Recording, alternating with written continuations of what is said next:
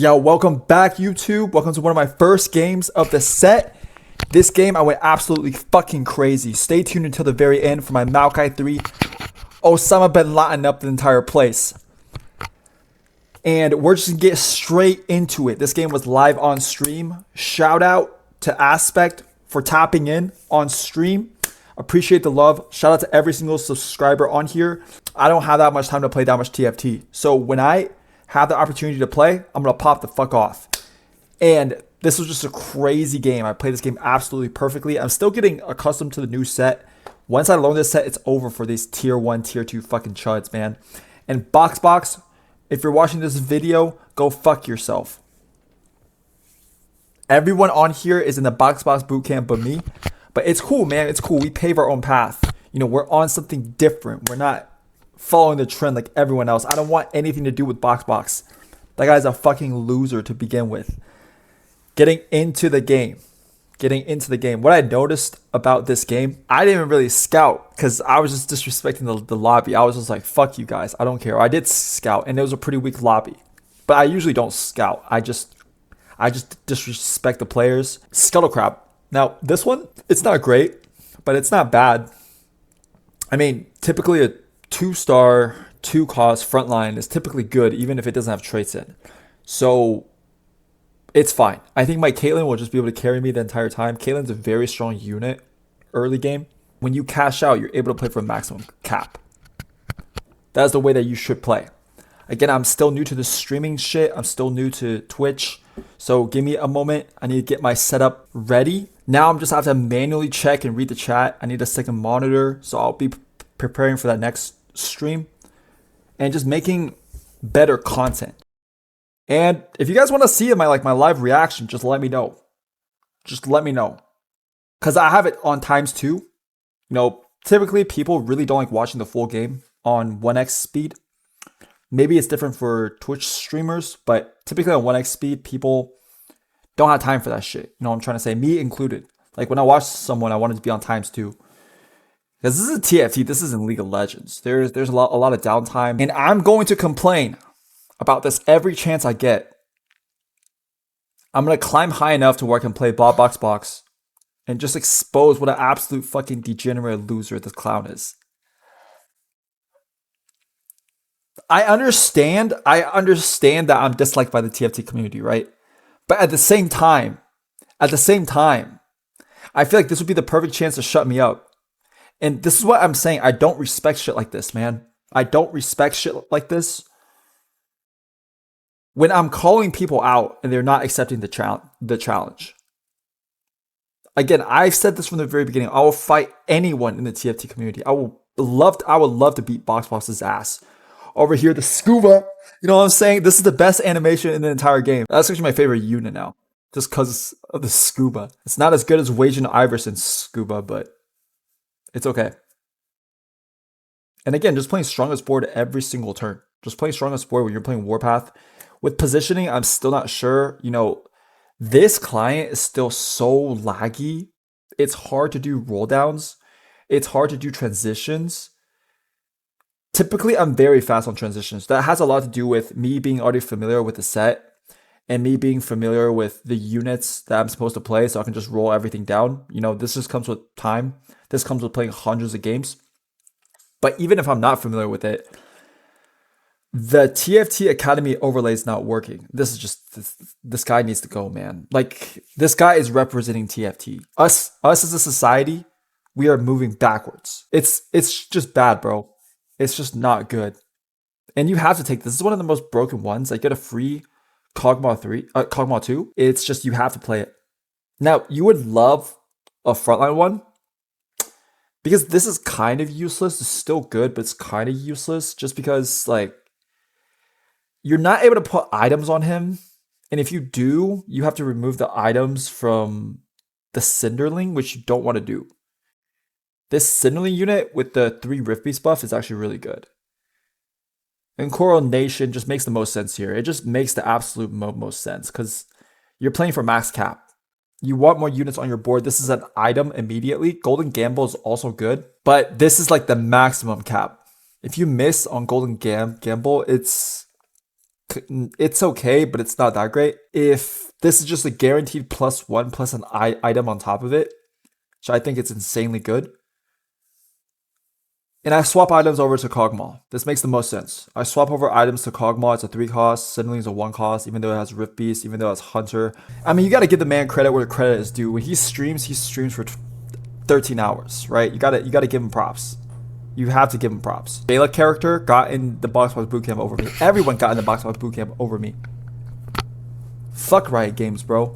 And fuck Box. Again, this is like literally my second game on the live servers. I'm still very unfamiliar with the set.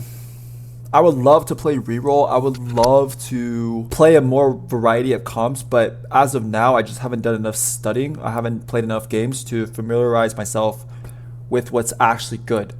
But general rule is I'm just trying to play strongest board every single turn. Every single turn, just play strongest board. This is fundamental TFT 101. My meta TFT Explorer guide is coming up next. This game was just crazy. I mean, I played it absolutely perfectly. I'm really good at playing Fast 9, Fast 10, especially playing these maximum caps. It's just that sometimes a lot of games, I'm down on game knowledge. Like there's some spots where you have to play reroll. And if you just haven't played enough games, you just can't. You just can't. I mean, you could, but you're just very uncomfortable because you're just like trying to figure out what units to play. You could TFT Academy it, but it's just hard. Over here, I cash out. Now, this is where the skill expression really comes in because a lot of people would not know what to do from this spot. Me included. But you get a free Aphelios too. I mean, look at the items that you have. You have to play this. This makes perfect sense. You play Rapid Fire. And my board is actually so strong that I don't really even have to level up once. What probably is stronger would be to just play Aphelios from the spot or to go level 8. But my board is so strong. The Warpath the cash out is so good that I don't really have to, but I lose here.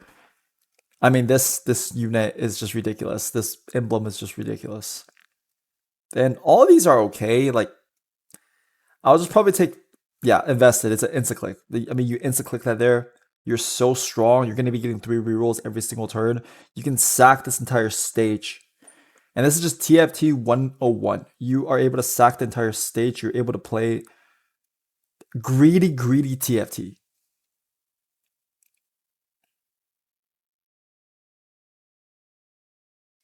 I'm not sure if this is stronger, if this is weaker. But I play this regardless. And I could have went to 8 here. I have so much gold I could have just went to 8 here. I probably would have got an extra reroll. There's 2 versions of Fast 9 that you can play. You can play the one with the Elder Dragon. You can play the one with just a standard Draven version. The core units in both of them is Ivern, Kinnan, Maokai, and Tarek. I believe. I could be wrong, but those are the 4 core staples of 5 costs in pretty much all the comps that you play. You see, like, I don't go to 8 here. I don't even roll. I just chill. Like, I'm just greeting from this spot. Actually, I'm just going to greet to level 10. That's what I was thinking. I was thinking when I was playing this game live, I was just going to greet this to level 10. And the reason because it's, first of all, it's low elo. So this is like, these are like last season diamonds, right? Or last season masters. In a real lobby, in a real challenger lobby, you probably wouldn't do this. You would just go level 9 next turn and just hit all your units and then tempo to 10. But since this lobby is so weak, and again, everything is relative to lobby strength. You are a good player if you're able to identify the strength of everyone else and play accordingly to that. So if this is a challenger lobby, people would play a lot stronger boards. I would be lower HP. So therefore, I would have to spend all my gold here and just send it. But since the lobby is so weak, I'm able to just greet. I think that's what people don't understand. I'm playing a pseudo Aphelios board. until I can make it to level 9, until I can make it to level 10. What I typically found is that you can flex between Nidalee, Ari, Blossoms, and if you have these AD items, attack speed items, you just play Aphelios. And there's a lot of reroll comps too. So once I figure out how to play reroll, all the comps work, it's game over for everyone else. Because like my problem is not fundamentals. My problem is just game knowledge. And that's gonna reset pretty much every single set. There are gonna be a lot of units in the game where they do similar things. Like Aphelios is a marksman. There's always gonna be a backline marksman every single set. That's not gonna change. So you can have a really good feel of like if you played enough of the 4-cost marksmans, you have a general understanding of how strong these units are. So again, it just takes time. This game, I noticed there is a lot of backline items. A lot. So I need a lot of backline carries. And because I have a Fawn, I'm able to play a random Ashe on my board. I'm able to play just pretty much anything backline. I'm not sure how good Gnar is with like AD items, but I can put the AD items onto Gnar after my Ezreal, after my Draven. And those two should be the main ones. It's just Ezreal and Draven. If you get items for those two, you're in a really good spot with good frontline. And yeah, if you hit an Elder Dragon, you can play Elder Dragon as well. If you play Elder Dragon, you can play it with a Blue Sentinel. You can play it with a Taric. It just fits into every single board. You can play it with Morgana. And I'm just so healthy. I'm 78 going into 5-5. Even if I lose this, I'll still be like 60 something HP. It's crazy because I'm really able to greed to 10 here. From this spot, I'm really able to greed to 10. And when you get to 10, you're able to cap out your board with 11 units on your board because I have coordination on top of that. And also, always play if your opponent somehow outcaps you. I always keep this in mind, especially when I have invested plus, right? That I can go for a 3-star 5-cost. And I'll most likely hit. Look at my rerolls. I have 25 rerolls. And I'm not using a single one. And I'm just slowly pivoting into my fast 10 board.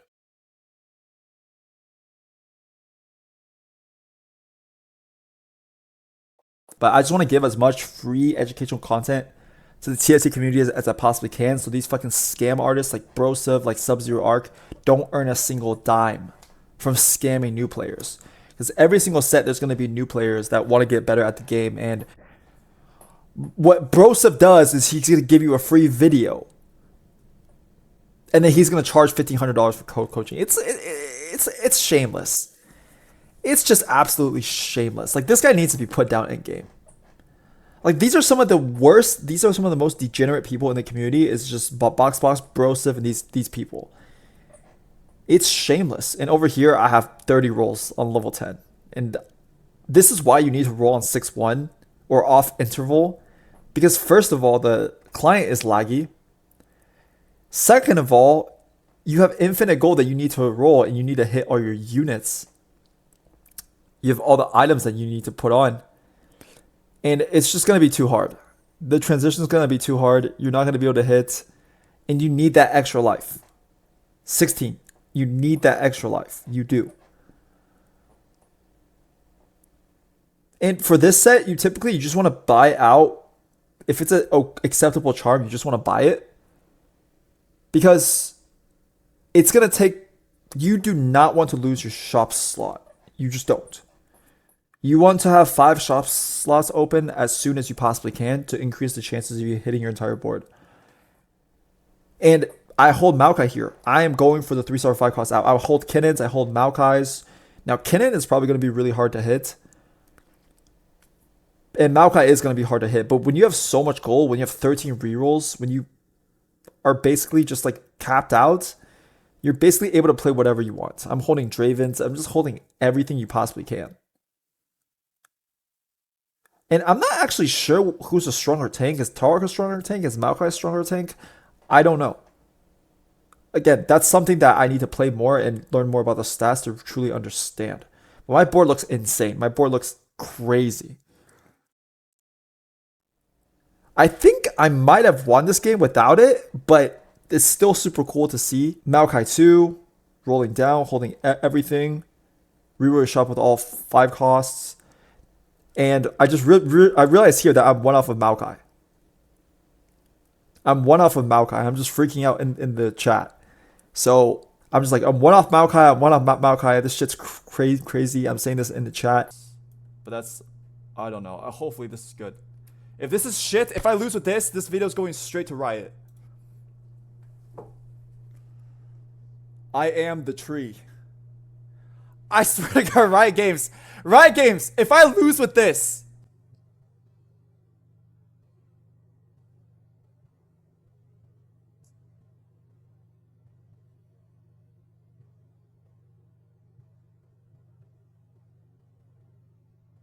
Okay, that's pretty cool. Boom! Osama bin Laden on this bitch. This shit's too funny, bro. He just turns into saplings and then just starts blowing shit up. I respect it. So it's super cool to see at Maokai 3. You don't see that every single day. Hope you guys enjoyed the vid. I'll see you guys in the next one. The GOAT is signing out. Peace.